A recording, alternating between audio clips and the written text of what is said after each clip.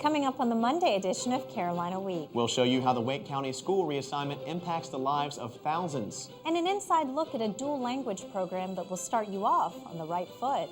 In sports, we're going to the Elite Eight. We'll show you the importance of this shot and tell you what's up next for the Heels. Weathercaster Laura Pagano is here with your 4-day forecast. Carolina Week starts right now.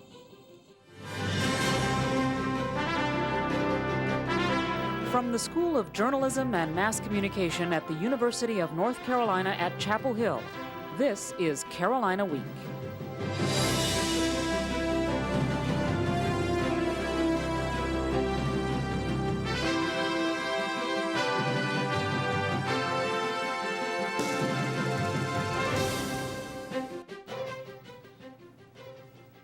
Hello and welcome to the March 27th edition of Carolina Week. I'm Shaheen Sayal. And I'm Philip Jones. The Wake County School Board finalized a reassignment plan last week, and as a result, more than 9,000 Wake County students will be attending different schools next year. Reporter Alex Cabe tells us why parents are concerned about the plan. Wake County is building new schools like this one to handle a growing student population. Next year, they'll move students into the new schools and shuffle students from poor neighborhoods into better-funded schools. At a public meeting last week, parents said they were worried about moving their children into a new setting. Some parents in the Riverside neighborhood are frustrated that their areas are not being reassigned, says Anna Farrell. Quite discouraged when they pulled us out of the plan. Finally, that our hopes, were going to be met. Students have to ride buses across a busy highway instead of going to a school in walking distance. Farrell is angry with the way reassignment was handled. I think we've been abused. We feel mistreated. I think it's been handled unfairly. Wake County hopes this year's reassignment will prevent another shuffle next year. In Raleigh, I'm Alex Cabe, Carolina Week. The school board stands behind the plan, saying 3 out of 4 students are being moved closer to home. Mohammed Taheri Azar faces 9 counts of attempted murder. At a hearing Friday, students and campus police testified about the events that unfolded on March 3rd. During the hearing, Taheri Azar's attention wandered. For most of it, he read the Quran. But when a campus police officer described injuries caused by the incident, Taheri Azar laughed. Reading a prepared statement, his sister Layla Taheri Azar expressed concern about her brother's mental health.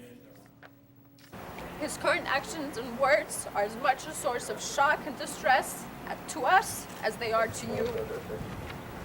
Combined with his recent dissociations from family and friends, there are many areas for concerns and frustration as to my brother's state of mind. Taheri Azar's sister says her family does not condone her brother's actions. She described him as a kind, gentle, pure soul and says his fate now rests with the justice system.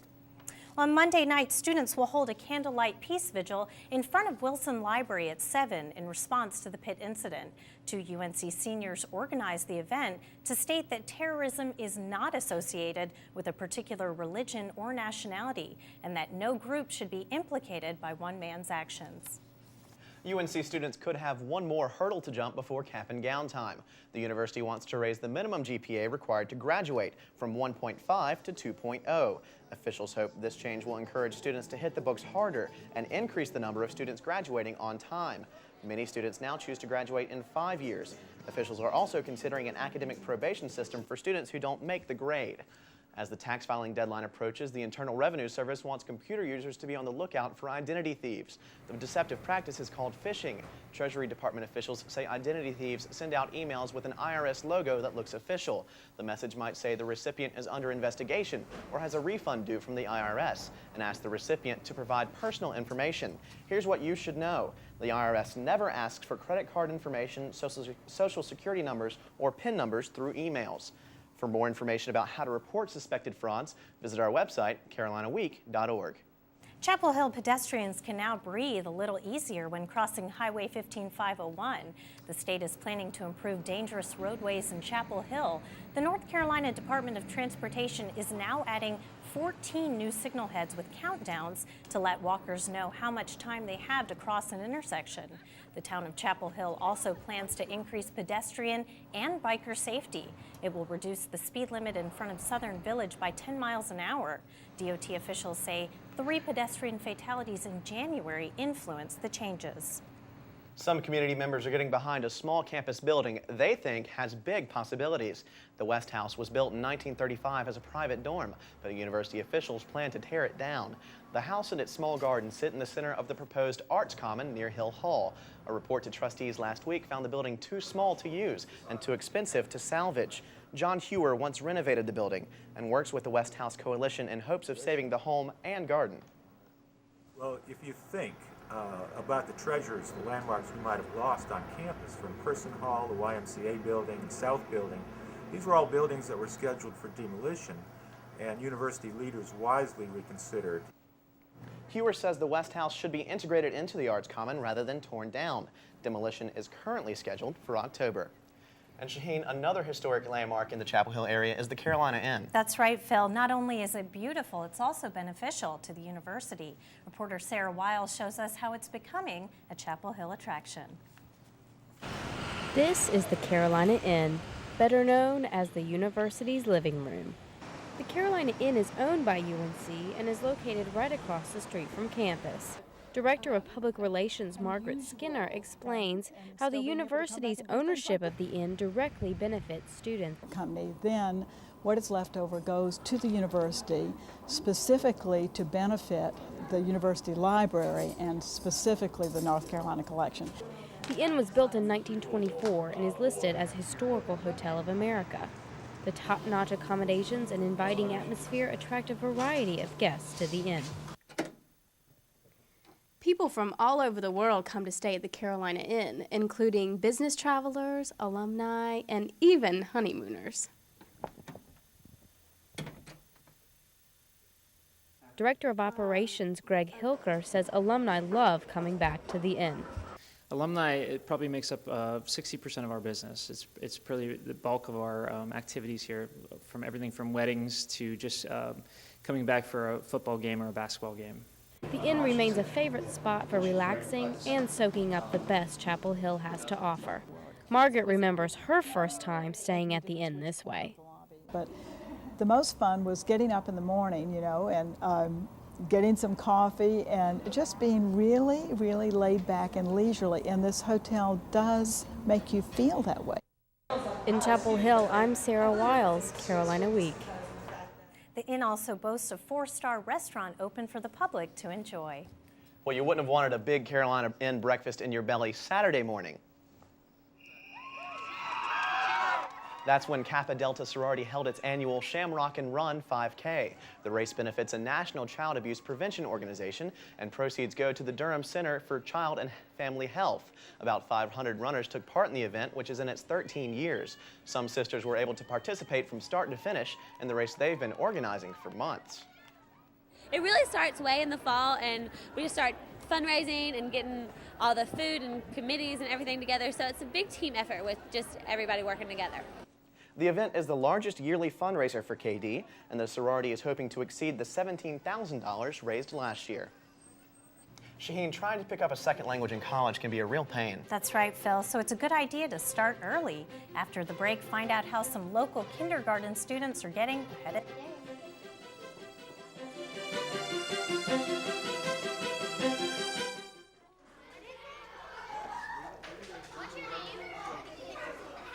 AIDS has killed more children worldwide than there are in all the grade schools in New York, Chicago, Los Angeles, Washington, Atlanta, and Miami combined.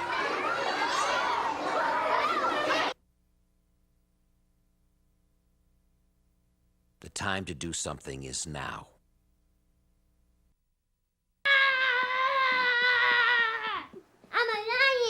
Yes, you are. Come here. Let's see how this looks. Hey, how's my little horse? She's a lion. Yes, she is. You don't have to be perfect to be a perfect parent. When you adopt a child from foster care, just being there makes all the difference. It's predicted that by 2025, the Hispanic population in the U.S. will reach 18%. With the growing number of Latinos, more people are learning Spanish as a second language, starting at a young age. Excelente.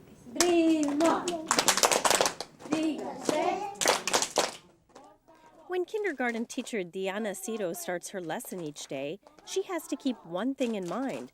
Some of her students might not understand what she's saying. That's because she teaches all her subjects in Spanish. It's the first year Siler City Elementary is offering a dual language kindergarten class where 15% of the curriculum is taught in English and 85% in Spanish. Principal Angie Brady Andrew sees the program as an excellent way to get both Spanish and English speakers on the same level. After all, research shows this is the best age to grasp another language. Now is the time. If people are going to learn a second language, it's so much easier for them, for children, to learn it and hold on to it. The dual language program at Siler City Elementary isn't mandatory. Parents can opt to enroll their children in the Spanish-speaking classroom Verano. Muy bien. or one of the 8 other traditional kindergarten classrooms that speak English only. Diana says both the native and non-native Spanish speakers in the program are showing great signs of progress. But the most rewarding part for her is seeing the students' relationships grow because they are all able to communicate with each other. When you go out and they play together and they talk and they say, she is my friend or he is my friend, and you feel like, wow, this is working. We're doing good now. Parents are concerned that native English-speaking students will fall behind in English, but Principal Brady Andrew reassures them that the students are learning the grade-level content, just in a different language. 4% of UNC students are Hispanic, and the Office of Diversity and Multicultural Affairs hosted Hispanic Visitation Day Saturday in hopes of increasing that number. 17 high school students and their families gathered in the Old East Library to hear about all UNC has to offer. In presentations sprinkled with Spanish, speakers talked about everything from financial aid to dorm life. Volunteers provided campus tours to give attendees a feel for the university.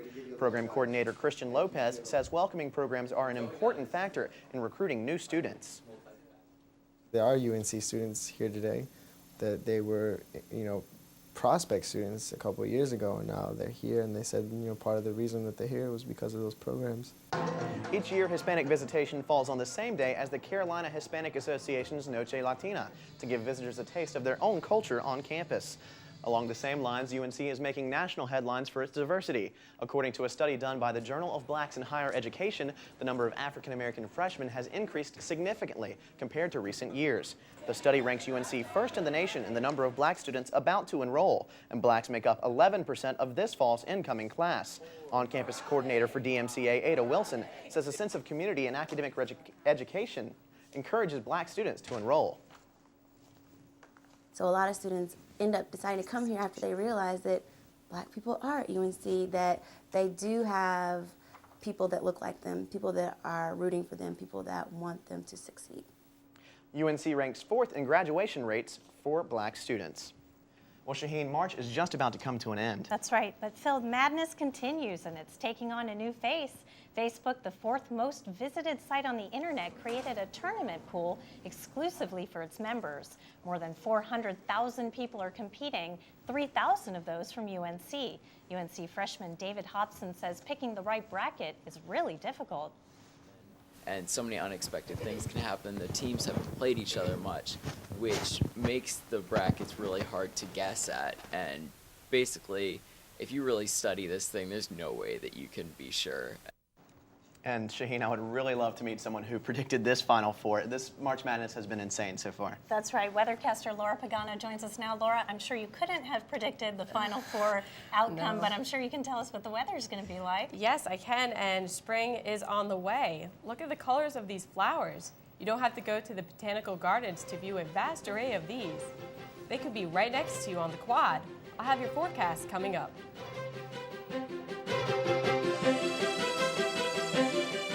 Can I ask a few questions about the apartment on Park Street? What was your name? My name is Juan Hernandez. It's been rented. Hello, my name is Sanjay Kumar. I am calling about the apartment on Park Street. It just rented. My name is Tyrone Washington. I'm calling about the apartment for rent on Park Street. It's not available. I use a wheelchair and... It's gone.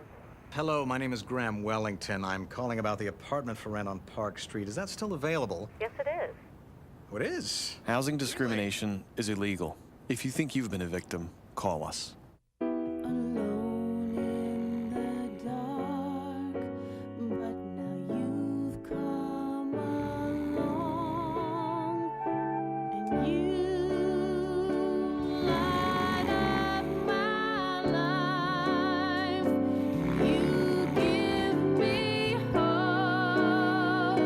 You don't have to be a hero to be a hero.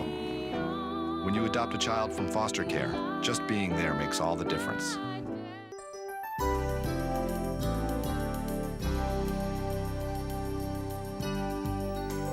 Hi, and welcome back to Carolina Week. I'm weather forecaster Laura Pagano.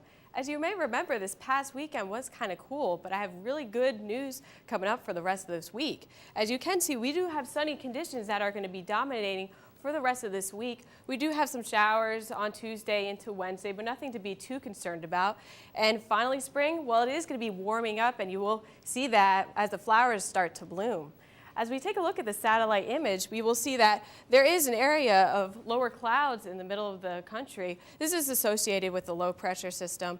But as we look, we have Maine all the way down to Florida, and we do see that this is an area where we have no clouds whatsoever. So if you want to maybe head to the beach or head outside maybe Monday, Tuesday, well, I would do it if I could right now. And then as we zoom into the southeast, we will see, again, all the way from Raleigh towards the Gulf Coast, we have clear conditions. But we do have some clouds to the northwest that are going to be just rolling on in Tuesday into Wednesday, bringing us some precipitation.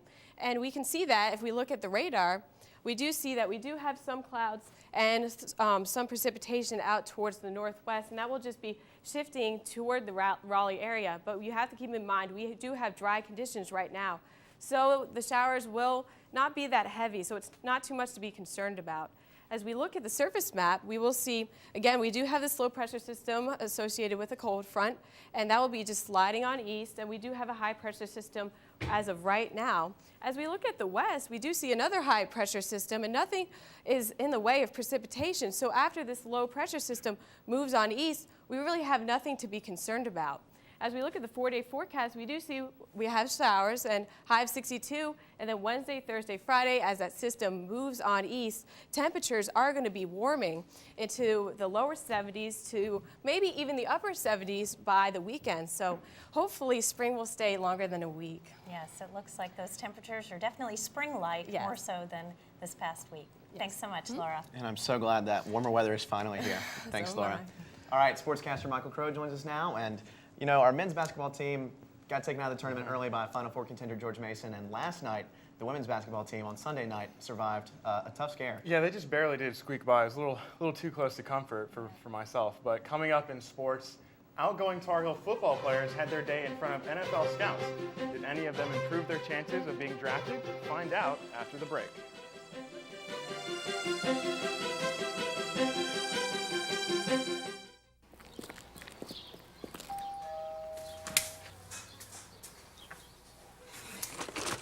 Mrs. Abruzzo, I'm Ed McMahon, and we're signing up people for... Yes, I am. Yeah. Mr. Murphy, Ed McMahon. We're starting up... No.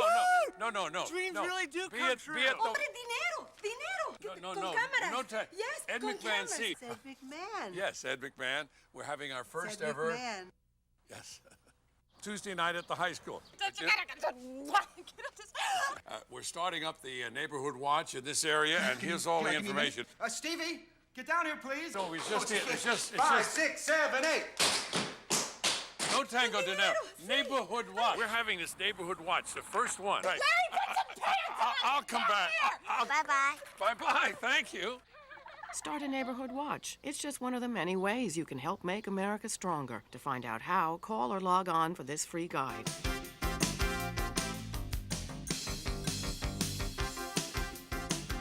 Welcome to Carolina Week Sports. I'm Michael Crow. The women's basketball team marches on, and on a sadder note, Duke's men lost. The UNC women's basketball team beat Purdue Sunday in the round of 16, but the win was a struggle for the Tar Heels. Carolina got off to a tentative start while Purdue stole the beginning of the game. The Tar Heels could not take the lead until the last 3 minutes of the first half, when sophomore Elena Larkins hit this jumper. UNC finished the first half with the lead 36-32. The game remained a close battle during the second half, but the Tar Heels proved to be too strong at the very end.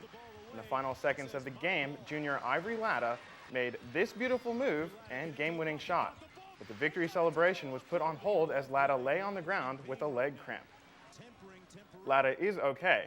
With the win, Carolina advances to the regional final in the Cleveland bracket. You can watch the Tar Heels take on Tennessee Lady Vols Tuesday night at 7 on ESPN. The NFL in Chapel Hill, Carolina's senior class got to audition for the Scouts recently at the annual Pro Timing Day. Reporter Matt Estridge was there. Scouts and coaches from nearly every NFL team descended on the Eddie Smith Fieldhouse to time, test, and try out graduating Tar Heel football players and determine their chances of being chosen in April's draft. Players like linebacker Tommy Richardson were put through different kinds of drills to see if they have the stuff to play at the next level. You kind of feel like stealing the expression from what they said at the combine. You kind of feel like cattle, but at the same time, you know, I'm grade A beef, you know what I mean?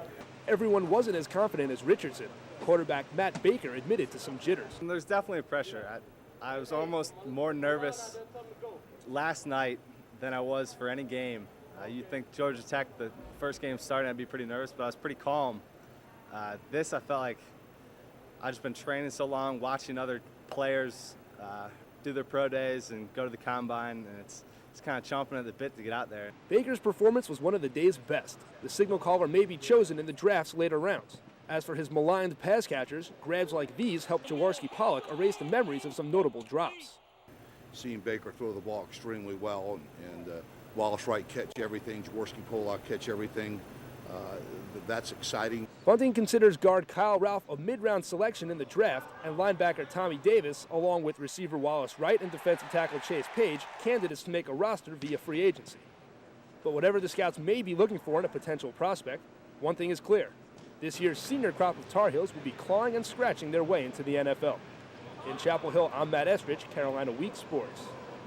The NFL draft is April 29th and 30th. 3 Tar Heels were drafted last year. Center Jason Brown was the highest pick, taken in the 4th round by the Baltimore Ravens. Well, can you say repeat? For the 2nd year in a row, the Tar Heel gymnastics team is bringing the Eagle Championship trophy back to Chapel Hill. The closest competitor was NC State. Courtney Bumpers won the all-around title, and Christine Robella won the uneven bars with a season-high score. The men's lacrosse team continued the streak of matches against ranked opponents Saturday, facing off with conference rival Maryland. Sporadic rain showers sprinkled Fetzer Field throughout the game. With Carolina trailing early, Ryan Blair's effort right here kept it close. The Tar Heels even took the lead on this unassisted rocket from Ben Hunt. It was his first career goal. But a Maryland goal seconds before halftime knotted the game at 3. In the second half, Maryland started to pull away. Joe Walters scored 5 goals and led the Terrapins to a 9-6 victory. An 8-0 run to start the second half propelled the women's lacrosse team to a 16-12 win against Penn State. Stephanie Scaracchio and Erica Legros had 3 goals and 1 assist each in the victory. The North Carolina softball team managed to beat Maryland this weekend, even though the Heels faced some unusual weather conditions. A freak hailstorm postponed the second game of the series. The cloudy skies didn't stop the third game, with each team already having 1 win. Casey Testa started things off with a double, but she temporarily sprained her left foot. Running down by 1, the Heels would steal the second base and then follow up with this 2-run home run blast by Alyssa Francona. Team captain Crystal Cox helped her team win 6-1 and says the Terps put up a tough fight. Because we let them have 2 hits in the first inning and let them think they were going to score. And then, I thought we battled the entire day. Defense helped a lot. Georgia Tech's baseball team shocked the second-ranked Heels on Sunday afternoon. The 3-2 upset ended UNC pitcher Robert Woodard's 13-game win streak. Carolina logged its 4th loss of the season in the ACC, and the Tar Heels will return to the Diamond Tuesday night at Boshamer Stadium to face in-state rival Charlotte. In tennis, the 12th-ranked Heels faced 2 ranked ACC rivals this weekend. Were they able to cause enough racket to climb in the rankings? Hit after hit after hit. The men's tennis team finished off 10th-ranked Clemson Saturday and 27th-ranked Georgia Tech Sunday. In the first outdoor home match of the 2006 season, UNC called on its seniors to help swing to a victory. Senior Ryan Lucici helped his team in both doubles and singles competition. He also says that the win felt good. Well, it was great, first of all, to come in doubles and actually win, because we were on a 2-match losing streak and it didn't feel good, even though it was close. But today was a great day. The women's tennis team recorded another ACC win this weekend in Charlottesville. The number 5 ranked Heels topped Virginia 6-1. Carolina earned the doubles point with victories at the 1 and 3 spots. In singles play, freshman Laura Reichardt's win at the 4th spot clinched the match for UNC. The big dance was this weekend for Division men's swimmers and divers. Unfortunately, the Tar Heels only tied for 41st place at the NCAA Championships in Cincinnati. But on a brighter note, Hank Browning set a personal record in the 1650 freestyle, dropping 7 seconds. Well, for the women's team coming up, they're going to play in the regional final. It was actually in the regional final that they lost last year to Baylor, losing to its 2 seed, and they'll face a 2 seed in Tennessee Tuesday night. All right, we certainly hope they can pull off the victory. And last year, Baylor went on to win the national championship for women, but certainly hope this year that it's We wanted to come home to Chapel Hill this time. All right. Thanks very much, Mike. Thanks, Michael. Phil, what are 2 good ways to become a millionaire? I certainly wish I knew more, but working hard and starting early certainly don't hurt. After the break, we'll take you to Bunnyville and show you some kids who are doing just that.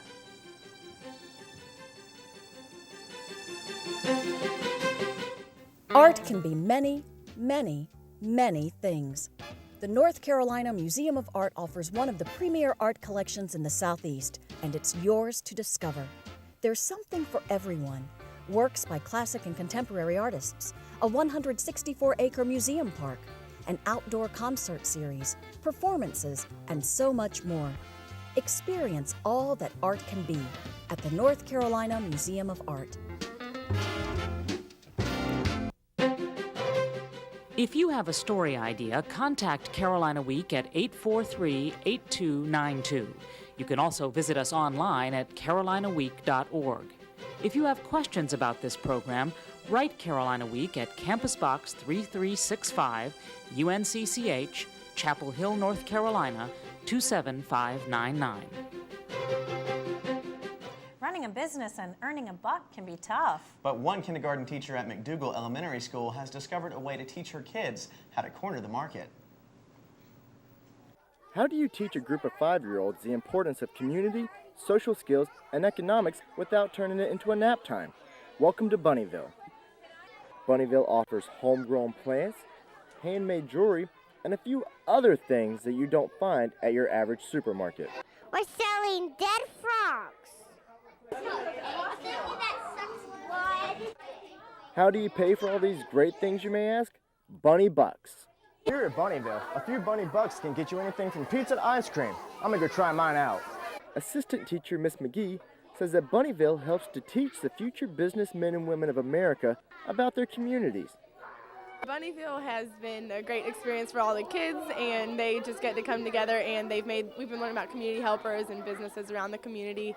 And like everyone else who works for a living, at the end of the day, the kids have learned what's truly important. We're making $1 million. Yes, and people giving me money to buy stuff. Whether you need a doctor's visit, a lick of ice cream, or just a taste for the unusual, Bunnyville is one lesson that has proved to be a hopping good time for all. In Chapel Hill, I'm Matt Strickland, Carolina Week. And we know Matt definitely had a great time out there hanging out with the kids at McDougal Elementary School. That's right. I might have to borrow some of those bunny bucks. I mean, that ice cream looked really good. It sure did. Well, weathercaster Laura Pagano is back here with us, and Laura, finally, spring is here. I know. I'm so excited. I just hope it stays for longer than a week or two. Maybe it will just lead us right into summer. I'm just hoping. Yeah, we're hoping. We're hoping, because I don't want it to be like it was. No, I don't want to put on a coat anymore. Exactly. I am ready for shorts and a t-shirt. So am I. Well, that's going to do it for this edition of Carolina Week. Thanks for watching. If you want any more information about any of the stories you've seen on tonight's show, you can go into carolinaweek.org. Have a great night.